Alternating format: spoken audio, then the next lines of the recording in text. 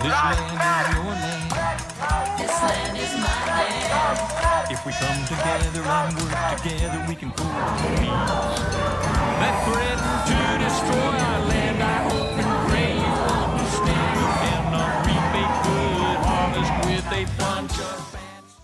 Good morning and welcome to today's town hall, sponsored by the Lancaster County Democratic Party. I'm Harvey Smith, and I will be your host today. Yesterday, we lost an icon of justice, Ruth Bader Ginsburg. Let's begin today with a few moments of silence.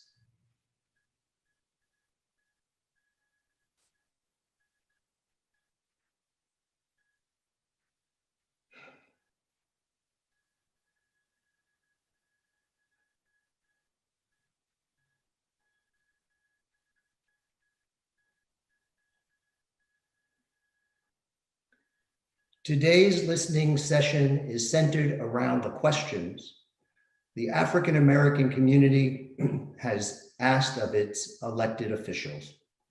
With us this morning are four candidates running for representatives of the House of Representatives and the South Carolina state government. Moe Brown is seeking the U.S. congressional seat in District 5. Mammadov is running for South Carolina Senate in District 16. Keith Gray is seeking South Carolina House seat for District 45. And Mandy Powers Norrell is seeking re-election for the South Carolina House District 44. We appreciate that all of you have sent us your questions. We will do our best to get to as many of those questions as possible within the 1 hour time frame that we have this morning. Also, please feel free to type in your questions in the YouTube chat box this morning. We will try to address them as well as time allows. Overall, the candidates will be listening very closely to your concerns and how best to address them. To start, let's hear from our four candidates. First up is Moe Brown. Welcome, Moe. Harvey, thank you for the introduction and great to be here today. Ron, Keith, Mandy, great to see you as always.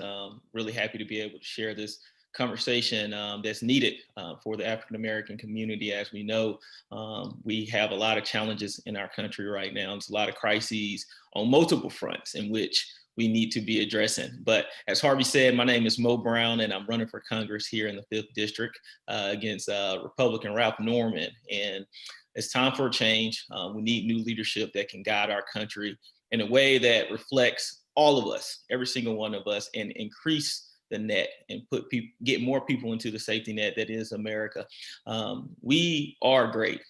We never stop being great, but we got to be better. And it's on each and every one of us to hold our country accountable and make sure that we're doing our part to ensure that happens. And so today we'll talk about the African American community and what we plan to do to ensure that as we move forward. So I look forward to this conversation and we'll keep it rolling from there. So go to moforcongress.com, look me up and support our campaign, and we'll keep moving towards November 3rd to get a victory. Thank you, Harvey. Thank you, Moe. Now let's hear from Mammadov. Ram, good morning. Thank you. Welcome everyone. Thank you, my fellow Democrats. Good afternoon, my dear neighbors, fellow residents. My name is Mammadov, South Carolina State Senate candidate. I'm a resident of Indian Land, Lancaster County. You don't wake up one morning and say to yourself, I want to run for office.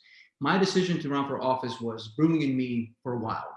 When I took my kids to school, when I drove on 521 and 160, when it took me longer and longer to drive to work because of traffic. I'm looking at the state of our great state, and I say we've had enough.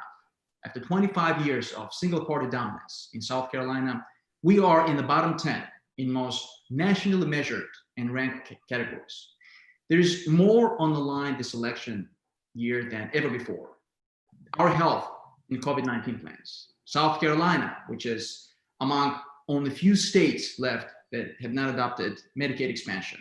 our healthcare costs, which ranks second worst, our voting performance, third worst, our safety on the roads, which is ranked the worst in the country, our safety of women ranked fifth worst, our quality of school system in the bottom 10, starting teacher salary, which is ranked eighth worst. I can go on and on and on. But the question to ask, are you okay with that? Because I'm not okay with that. So rather than saying change, I commit myself to helping us all do better, live better, and better enjoy our freedoms. Thank you. Thank you, Ron. And now let's hear from Keith Gray this morning. Thank you. Good morning, everyone. And I am very honored to be here in this company with these people running for our service to our community.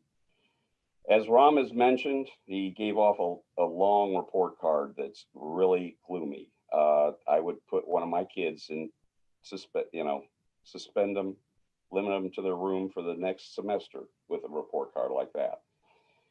We've seen neglect of our systems, neglect of our citizens. We have got to move forward.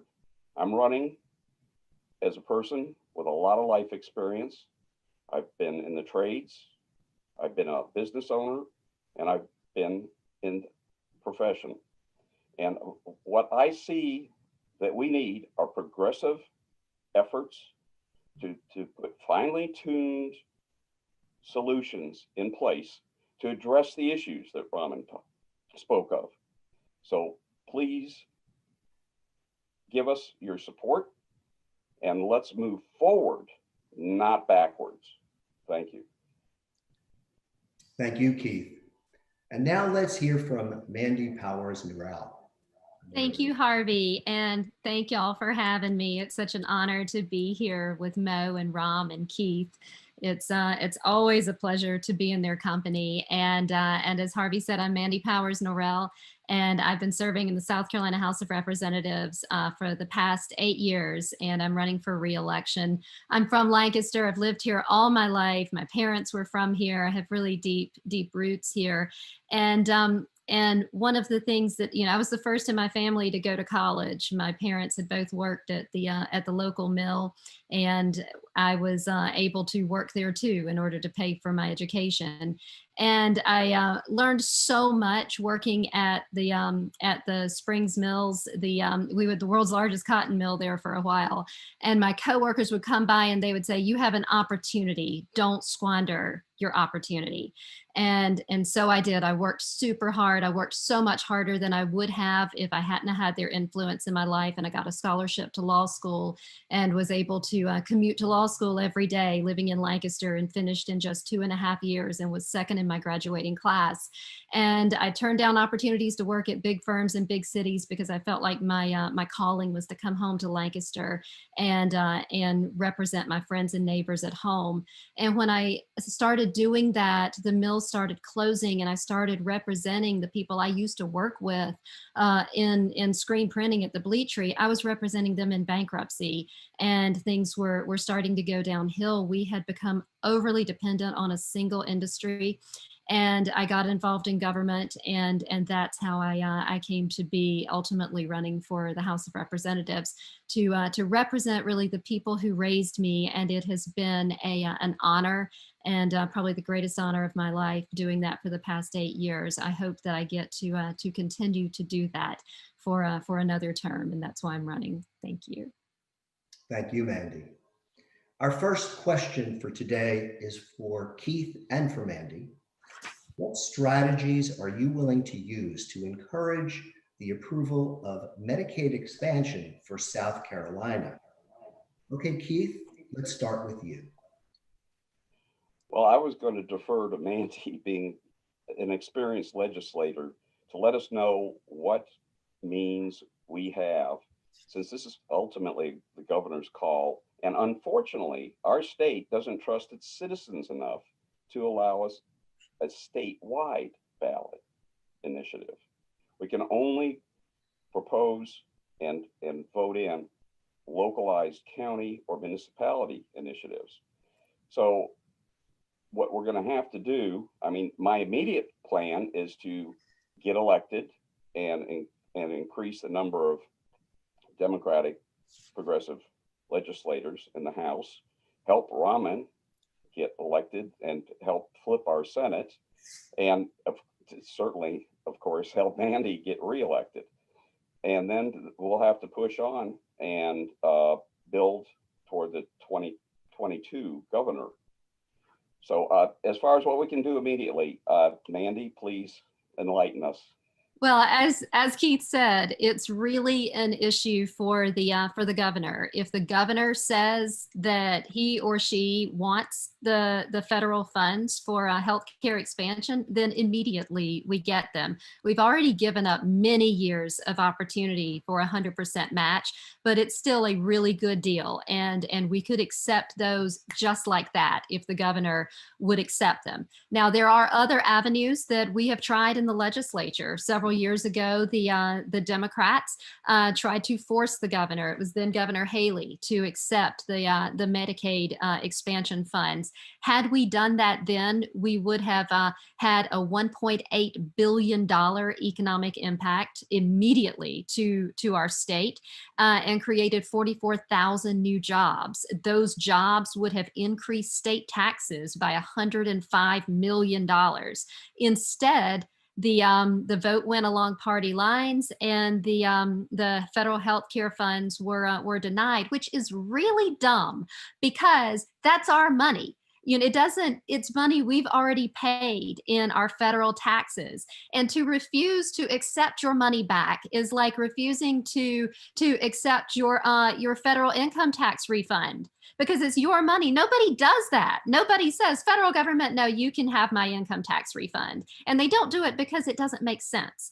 And what we did in South Carolina did not make sense by not accepting those federal funds. Now, a lot of states that initially turned down the federal funds have now gone back and accepted them because they see the repercussions. You know, hospitals were getting something called PIP funds for underserved and disadvantaged people, the people who use the emergency rooms, and for basic health care. And hospitals were able to offset their losses with those PIP funds. But those PIP funds were taken to fund the federal healthcare expansion. And so so we've seen a lot of our rural hospitals close. And as we see that, I think that South Carolina is starting to change, and we may move in a direction where we'll have a governor who will accept those funds soon. It can't be soon enough, though. Thank you, Mandy. And thank you, Keith. Our next question is for Moe, Keith, and Mandy. What needs to happen to increase the job market in central and southern Lancaster County and in your area? What role are you willing to assume? And let's begin with Moe.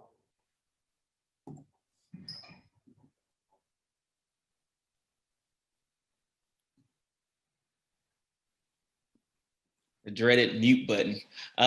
It starts with planning and working at the South Carolina Department of Commerce. You learn exactly how that works through not only the state but through the country. And Lancaster has had tremendous success in the northern portion of the county, recruiting jobs to that area. But to your question, to the central and southernmost part, again, goes back to planning. You got to understand exactly what are your strengths and weakness of those areas and what industry matches up with recruiting them to that. And so once you understand that, you can start putting a plan in place to make sure that, one, the workforce is reflective of the industries that you want to recruit to the area. In addition to that, you want to make sure that you have the infrastructure ready in place. So if you have a company that's coming in that loves the community that they have, the workforce seems to be trained up in the way that they need to produce whatever widget that they may have. But when it comes to the site or building that they need, it takes, you can say, a year to get the utilities to that site, or that the building is not necessarily up to par with the ceiling heights, then they will have to pass on that community because the infrastructure is not in place. And so we got to make sure that we have our utilities at the site-ready industrial parks that is going to recruit the companies that reflects the community. And on the education side, where we see the gaps we need to make sure that our technical colleges, our universities are training our students to be able to to fill those roles as these companies are looking for locations to enter. For as my role and how I plan on helping with that is working with each and every one of these individuals that's here on this call in an elected capacity to help create that vision for not only Lancaster, but for the whole 5th district of how we're going to recruit companies that reflect our district and also where we want to go. So plan. It's not a year by year thing. This is a 5-10 year plan and making sure that we're executing it as we move forward. And then 2, from a federal level, making sure that we have funding going into the infrastructure that is needed to recruit these companies here. Thank you, Mo. Thank you. And Keith, will you provide your insight, please? Certainly. We have a very interesting situation here in Lancaster County. And it's the fact we're almost overdeveloped in the northern part, and we need the development pushed to the southern part where we have good citizens needing jobs, and it's a long commute from Kershaw to Indian Land. I would like to see more emphasis and encourage, because this is ultimately under the county's control, encourage a way of tiered incentives. I have my feelings on economic incentives. I believe rational, planned development is necessary, but it needs to be planned, and we don't need to give away the farm on those initiatives. And my thought is that we would encourage, from the state level as well as encourage our fellow legislators and at the county council and to have a tiered system. If you will come down to the central and south part of the county, we'll give you some nice incentives. If you want to build up an Indian Land, well, let us know when to show up for the ribbon cutting, and here's a bill for the infrastructure. Now, the rest but at the other part of it is the education of our citizens. I'm a big proponent on trade and technical training. As a former union training director, apprenticeship programs serve both the employee and the industry, and those trained employees make it a very attractive place to locate to. Companies that I think Mo could confirm this, if an area has a good technical training infrastructure, it's going to be more attractive. So that's correct. Thank you. So the education and giving people an opportunity to utilize their skills, because so many people are better suited for the trades. And Lord knows we need a good plumber and electrician, especially for building those buildings and for running that equipment. So I would really promote education and training and making sure that those kind of programs are available, as well as we have to have a healthy workforce. If people are sick, chronically ill, they are not going to be able to be productive. So we need to expand the Medicaid. We need to try to get those hospitals. We lost, the last count I heard, we've lost 6 rural hospitals across the state for the lack of those funds that Mandy referred to. We need to get that money back. So health, education, and we'll get there. Thank you, Keith. Mandy, will you provide your vision and your insight as well, please?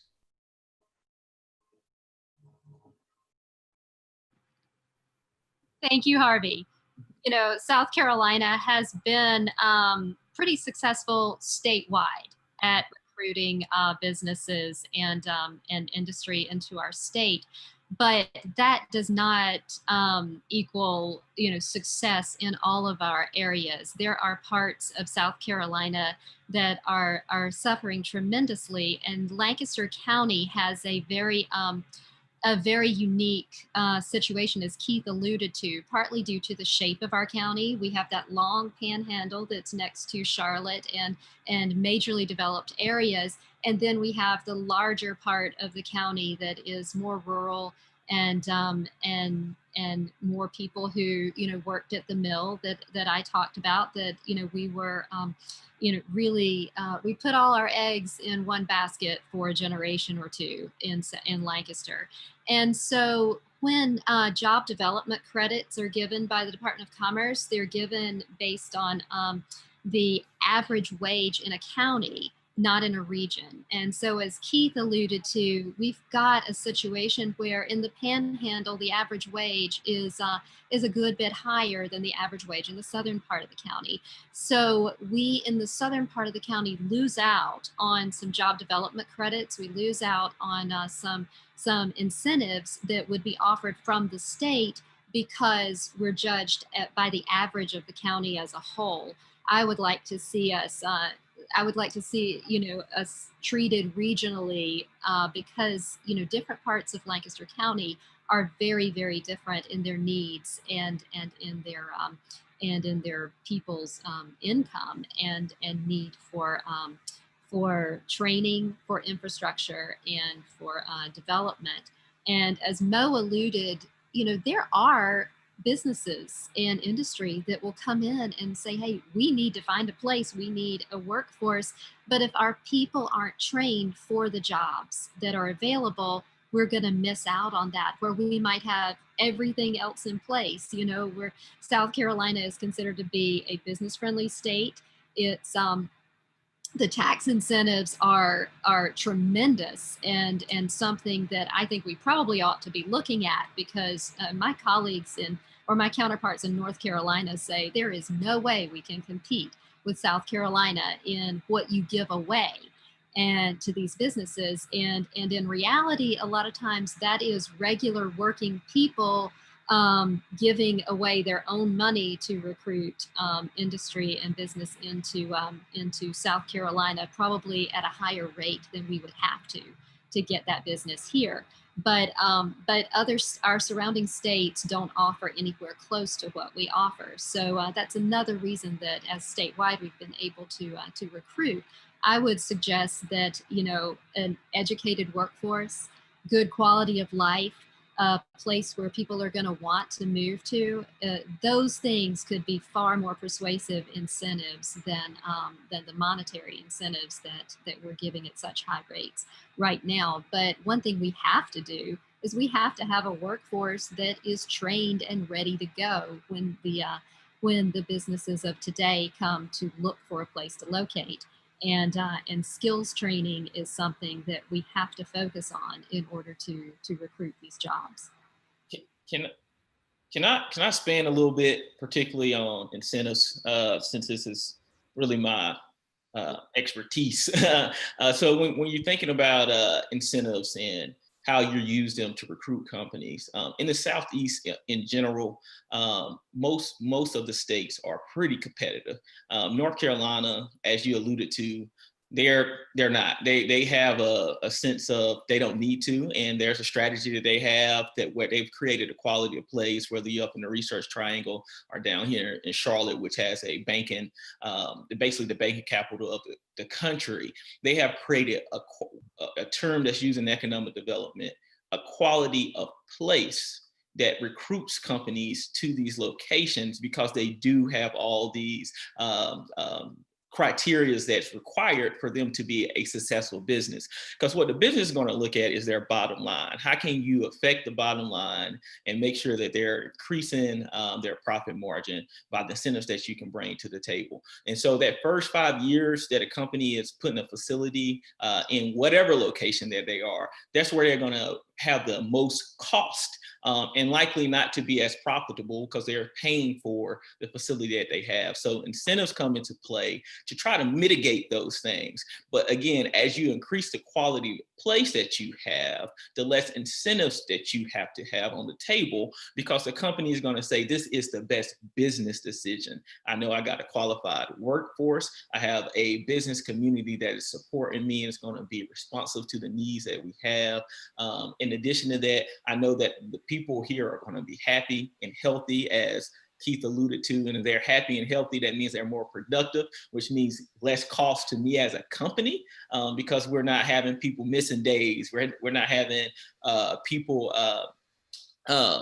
calling out of work, people that's not energized and enthusiastic about coming in. And so if you have all those things checked off, a company is going to feel way more safe to put that investment in there. So Keith said we're in the catch-22 right now, which is a good point. So you got to work those incentives to create the quality of place, and then the quality of place will make the reduction of incentive happen. And so that's how we work together to make sure that we accomplish that. And I think South Carolina has did a good blend of it, but we got to continue to be better to ensure that our rural communities are getting the industries that support good paying jobs as well.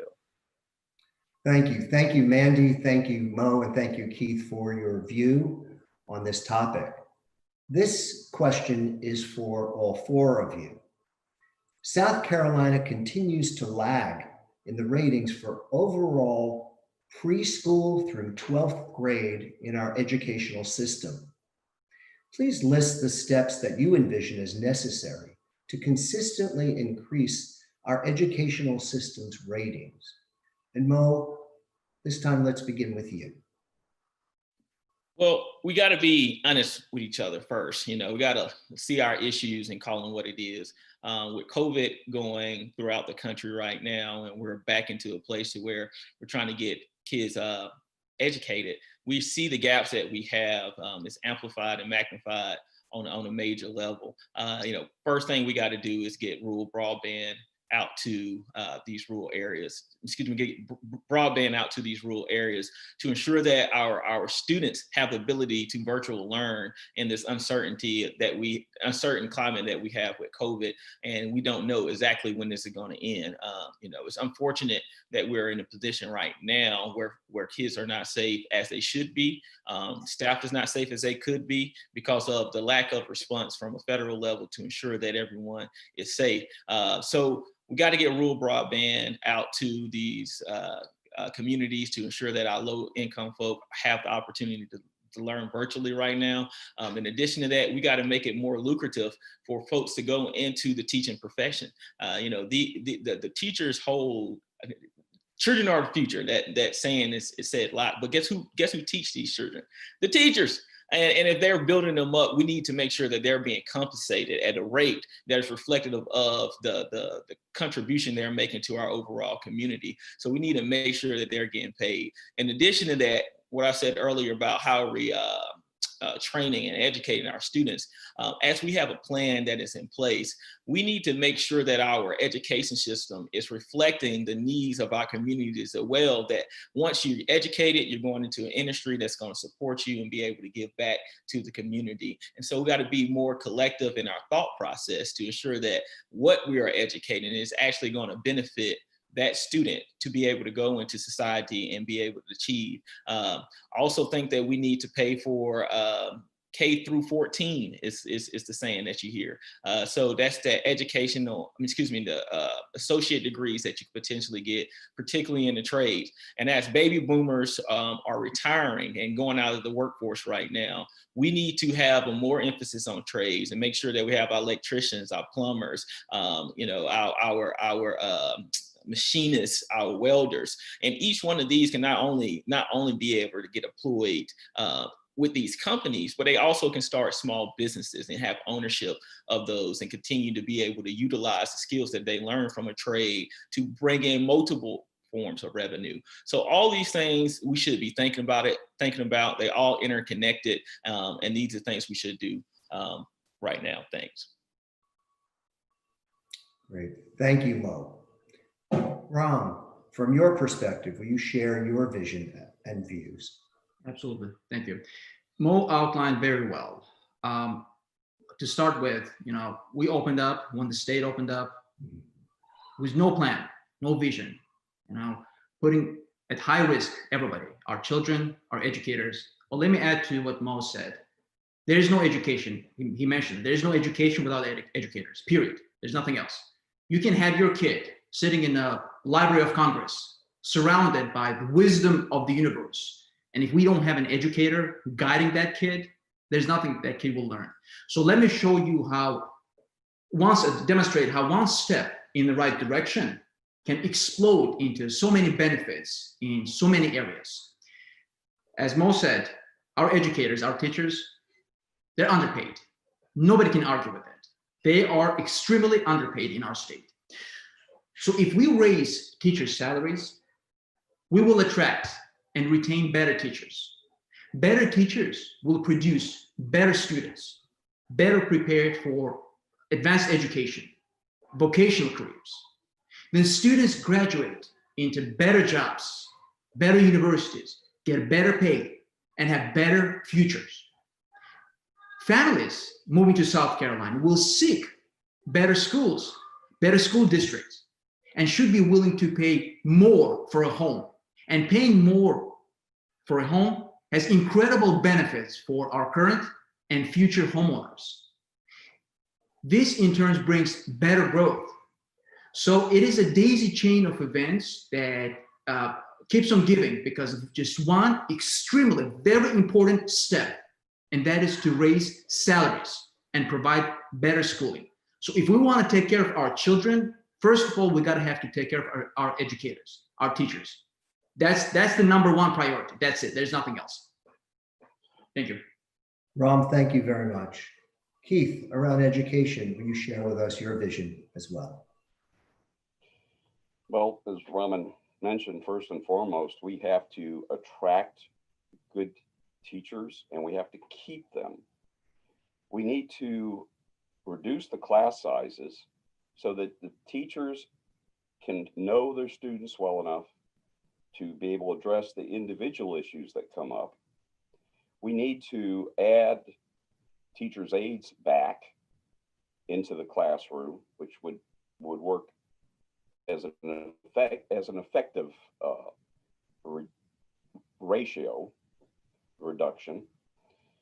We need to, besides the basic salaries, we need to encourage through bonuses and all for advanced professional development and for mentorship. As I've said, I'm a strong believer in apprenticeship programs where the experienced journeyman teaches the young apprentice, brings them along, speeds up their development safely. And this is an invaluable tool in dealing with all the soft skills that a teacher requires. I'm a product of both public and private education. So I've seen the good and the bad on both sides. We need to make sure through sufficient, sustainable, equitable financing that our school infrastructures and our student and our teachers have the resources. We have got to get away from this philosophy that through the inevitable ups and downs of an economy and ups and downs of a state budget income, that we've got to get away from this. Okay, things are tight, let's cut education. And then turning around when things start picking up, oh, we got a bonus. Let's cut taxes instead of trying to make up for what we had to reduce during the tight times. So I would like to see the funding there. I think the whole funding system in the state needs a really close reexamination. We need to get funding done to bring those areas that have been neglected so poorly in the rural areas and certain counties. A student shouldn't have to depend on living in the right zip code to get the proper education. This has got to be addressed.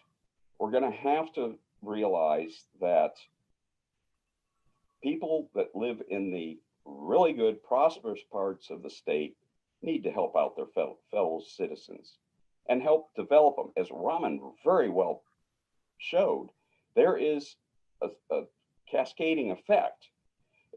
Better you improve that county, the more attractive it's going to be for good paying jobs.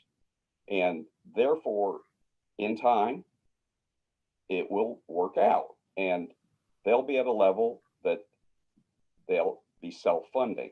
But we've got to help them. We've got to help them out. We've got to address those issues.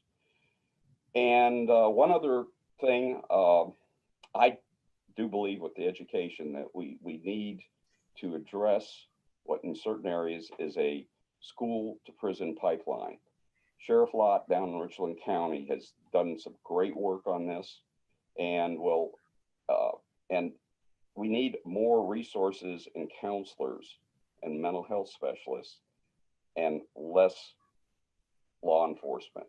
Now, admittedly, there's some schools that have trouble, that have issues, and that we still might need a law enforcement officer on the premises, but that shouldn't be the go-to solution for disciplinary problems or emotional problems in the schools.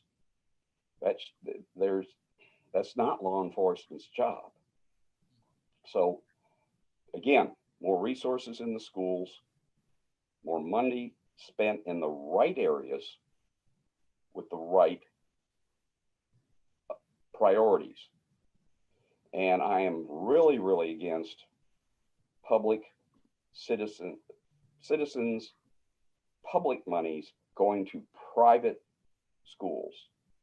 I see a place for the public charter schools, but if it's a private institution, I feel it's unconstitutional for my money to go. I am proud and happy to pay taxes going to the public school systems in the state.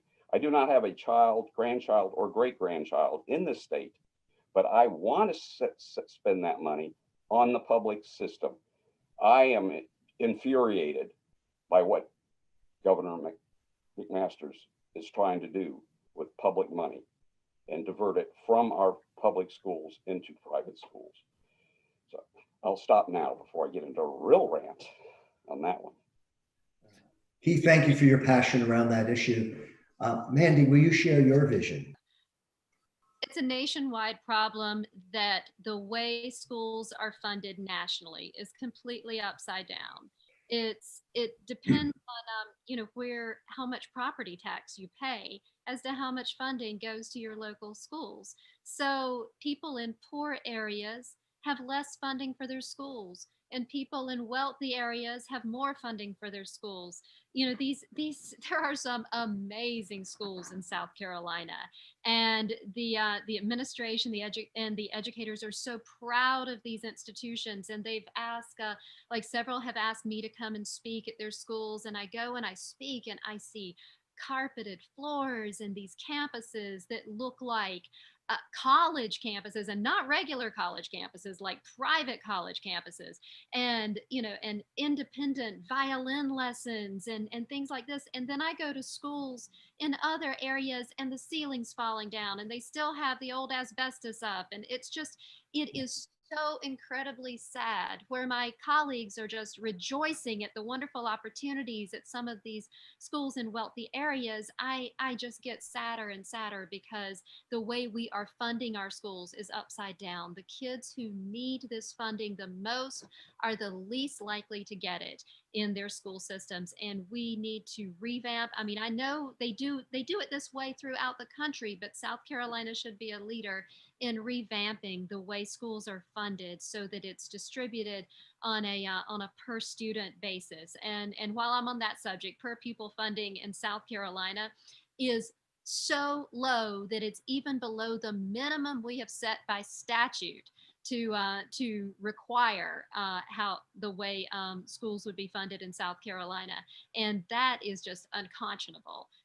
Our Supreme Court has opined that the only obligation of our school system is to give a minimally adequate education, but yet they don't even get the minimal funding that's required by law to give that education. So is it any wonder that we're ranked low? Now, Act 388 caused the problem of funding to be exacerbated, especially in border counties like Lancaster, because Act 388 took away some of the property tax money that was going to schools and replaced it with sales tax money. But in border counties, a lot of times when you have more shopping opportunities in the other state, people will spend their money in the other state and do their living and use of services in this state.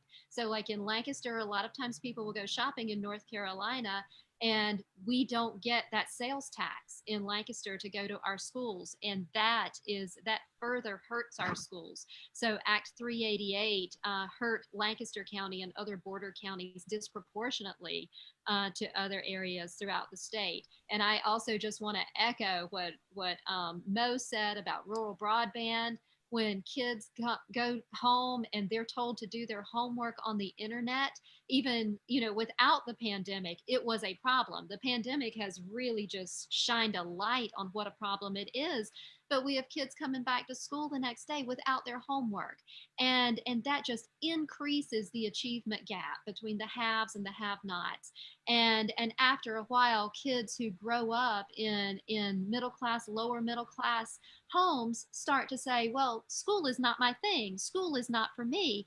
And public school is the great equalizer. It's the promise that no matter who you are or where you come from, you can achieve anything. But in this day and time, the odds of a child from a lower socioeconomic background being able to really take advantage of that great equalizer and the opportunities that public school is designed to give them are much lower than they were a generation ago because of policies and just situations like the rural broadband situation that increases that gap between the haves and the have-nots, the ones who are set up to achieve in public school and the ones who have every obstacle thrown in their path. So we've got to do all we can to eliminate those obstacles. Thank you, Mandy. Thank you very much. Yes. We know there's lots of conversation that has taken place regarding infrastructure. So this is a question for all four candidates this morning. What is your view, and what do you intend to do in regard to the infrastructure issues in our local communities? And I'd like to begin with Ron. Thank you, Harvey. That is a really great question. So, Harvey, let me start with, as part of the infrastructure, let me start with our roads. Like you, I drive the roads of South Carolina with my precious cargo in the car, my family. Your eyes and mine see nothing but crumbling roads and crumbling and dangerous roads, substandard bridges, inadequate safety on our roads. What we need is intelligent traffic light synchronization to lower the danger and allow traffic to flow better. As you drive on 521, you can see if you're standing on and waiting for a green light to turn, as your light turns green, next one right away turns red. So it's stop and go, stop and go. What we need is intelligent traffic light to start with. Second, and this is a must, not nice to have, it is a must. We must have a 5 feet wide accessible pathways, at least on one side on arterial or collector roads. Did you know that South Carolina exceeds the national obesity rate substantially because people don't feel safe walking or cycling anywhere? It's not because we are lazy or we eat junk food. Absolutely not. It's because it is not safe for us to walk. Recently, a mile away from me, where I live, on 160, a teenager was killed at night. It was like 10:30 at night, walking on 160, coming back from work, where he was working on a fast food chain. It is unacceptable. Absolutely unacceptable. Second, infrastructure means providing internet access, as Mo mentioned before, be it for education, communication, or for business. No county or area should be without internet access. 38% of rural South Carolina today is without Wi-Fi. and we started school. I wonder how children not attending school, not physically being in school, and my children are one of them, but studying at home, how do they do that in rural areas, in those areas where they don't have a Wi-Fi? It is unacceptable. I consider internet as a public utility in the same category as power, water, or other services.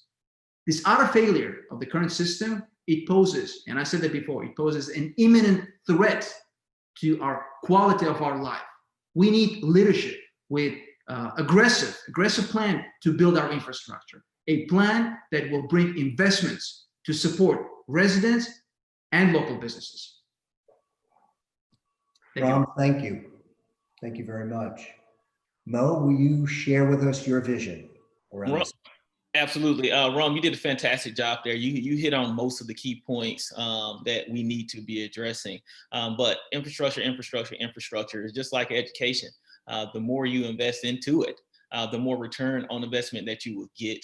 And it goes back to cost. You know, if you look at our roads, you look at our bridges, it is not up to par. And if I'm a company that I'm trying to recruit to South Carolina, and I'm having to take into consideration the costs that my trucks may have when they're moving back and forth the widgets that we're trying to distribute all across the country, all across the world, that becomes a real figure that's in consideration. So not only with these companies that we see, let's talk about the folks that's living paycheck to paycheck. And if they hit a pothole and they lose a tire that costs, you know, $100, $200, $300 to replace, and that budget tightens it up for them, you know, that is a cost that could have been mitigated if we had better infrastructure, better roads. As far as the broadband, I mean, you know, Rom, he called it out. It is a utility.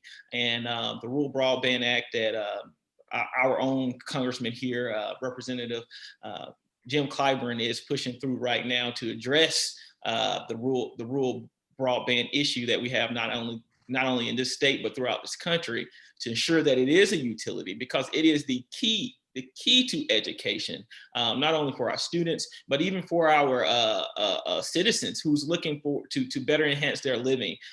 You know, go to get a associate degree or get a degree online. And if they can't do that in these rural areas, again, they're being cut off to an opportunity to make themselves better, which will increase their livelihood, which will increase their life. So all this stuff is interconnected, and infrastructure along with education are essential to move this district, the state, and this country forward to compete in the shrinking world that we see today. If we want to recruit more jobs back to the United States, if we want to continue to enhance the opportunities for the folks who have not been included in the American dream with the proper resources, we have to invest in infrastructure. If elected on November 3rd, I will be working across the aisle to ensure that we get an infrastructure bill passed, because it is essential. We cannot wait. And the more that we wait, the more that we're going to lose the opportunity to continue to lead the world in so many ways that we have throughout this country over the last century. Thank you, Mo. Mandy, will you add your views to this topic as well? Yes, and many of mine echo the ones that you've heard, but I just want to point out, we have in South Carolina the 4th largest state maintained roadway system in the country, and one of the lowest gas taxes and methods of funding the maintenance of that roadway system. So because of that, even with the recent increase in gas tax, we still have one of the very lowest in the country. And so our roads and bridges have been neglected for a full 30 years or more. We're starting to make some changes in that arena, and to make some much needed repairs that are long overdue. That comes with its own set of problems, because so many lanes are closed and all that for maintenance and improvements. But it's going to take a while to see the changes that will come from that legislation that we passed several years ago. We're already seeing some, but to repair that level of neglect is going to take a very, very long time. Rural broadband, I could not agree more.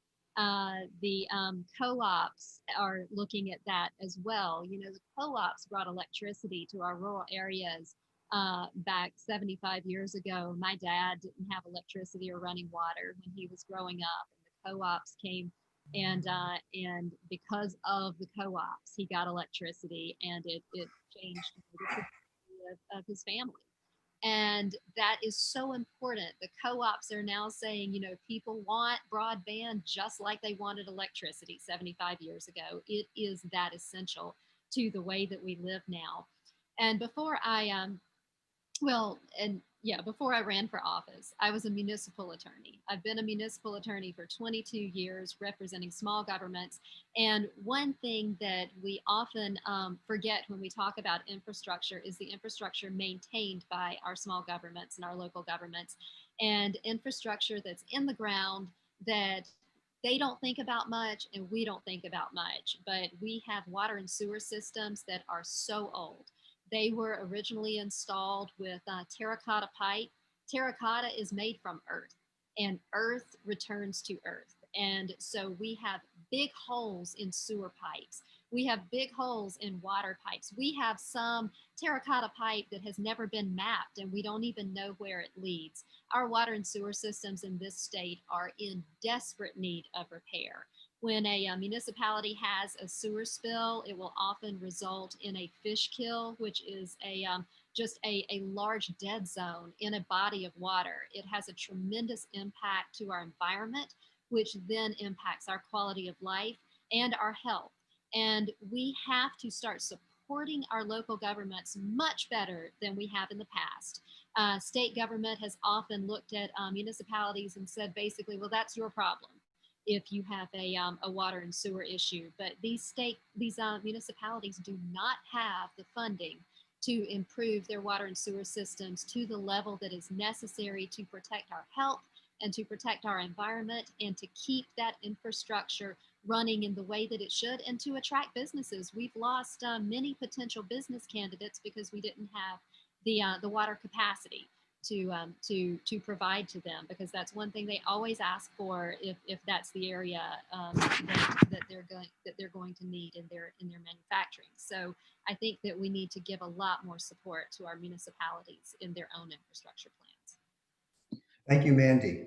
And Keith, will you add your voice to this topic about infrastructure? Well, I'll have to say that we have a very united course on these issues, and Moe, Raman, and Mandy have touched on many, many specifics. And I think I perhaps would like to address just one or two things. Until we have better roads, until the capacity is built up, and we have to look at the economic status of many of our citizens in the southern part of the county, we need to be looking for some creative transportation solutions to getting potential employees from the central and south part of this county up to the north part where the jobs are right now. Now, ideally, we will get those jobs developed in the south and central areas. But again, the infrastructure, we have to be attractive by having an educated workforce. So we have to address these issues with the educational system. The broadband, oh my Lord, did this pandemic ever bring out the weakness of depending on what ends up in these rural areas as either non-existent broadband or controlled by local monopolies? I mean, it's an effective monopoly if you've only got one cable company. So I like the way it's been worded. This should be a utility provided for. It's one of those fundamental things in this day and age that the broadband should be treated and managed by the government, our local governments, like the sewer systems, like the water supply, and made sure that every citizen, just as they have a right to clean water, has the right to broadband, to take care of their education, to take care of their job. I work from home. I'm a remote worker in IT. right here in town. I live downtown Lancaster, just about the same distance off Main Street Mandy does on the other side. And I get dropouts all the time, and that's just not acceptable. The co-ops are doing a great job in the south part of our county, and we need to enable them. And then it gets to the healthcare. There is a need to expand our healthcare infrastructure. We have seen so much corporatizing of the healthcare system that, and it's for profit. And when they're taking a loss on one of these small rural hospitals or urgent care centers, guess what happens? They cut staff and finally they shut it down. So we have to step up on that. And we need these things rebuilt in some cases and expanded for the health of our citizens so they're productive. And you can't be healthy if you're you can't be happy if you're unhealthy. So everything that my fellow candidates are talking about, I'm totally in line with. Some of us might have just slightly different takes on how to get where we want, but we certainly all support the benefit of our private citizens over the profits of some very profitable industries. They're entitled to profit. The shareholders are entitled to a reasonable return on their investment. But it does, when there is excessive, then it needs to go back into the community. So thank you. Thank you, Keith. Harvey, can I add something real quick? Please do, Mo. I just want to really draw attention to everything that we're talking about today, whether it's infrastructure, education, healthcare. It's all interconnected. This notion that we can look at one of these issues in a silo, it's not really smart. We got to start thinking of these things holistically, from a municipality, from a county, to a state, to a national level, and really be thoughtful how we're addressing each piece of this, because it makes up a whole. And the more we invest in each one of these areas, the more that we ensure that people are not getting sick. That means that they can go to work, they can go get their education. That also means that's less burden on our healthcare as cost. That means premium goes down. So all these things connect together. And so we got to continue to make sure that we're looking at it in a complete way as we continue to move forward. I just wanted to say that because I would just listen to everyone and all the connective tissue that we're talking about at each one of these issues. And we must emphasize this as elected leaders, or inspiring elected leaders as we move forward through this process. And then when we're in office, making sure that we're working in that same type of way. Thank you, Mo. Thank you for adding to the insight and the vision and the wisdom of all of you today, for what you have seen and what you're willing to do for our state in South Carolina. Everyone, that's really all the time we have for us being together today. Thank you for watching and thank you for participating. We will be posting a video of today's session on the Lancaster County Democratic Party Facebook and YouTube pages. Please feel free to watch it and also share it with your friends, your family, and your neighbors. I'd like to provide a reminder to everyone. Election Day is Tuesday, November 3rd. The deadline to register for online voting is Sunday, October 4th. The deadline for registering for mail to vote needs to be postmarked by Monday, October 5th. The deadline to register for in-person voting is Friday, October 2nd. And the deadline to request a ballot for mail-in voting must be received by Friday, October 30th. Again, I want to thank each and every candidate. You've given up your time, your energy, everything that you have.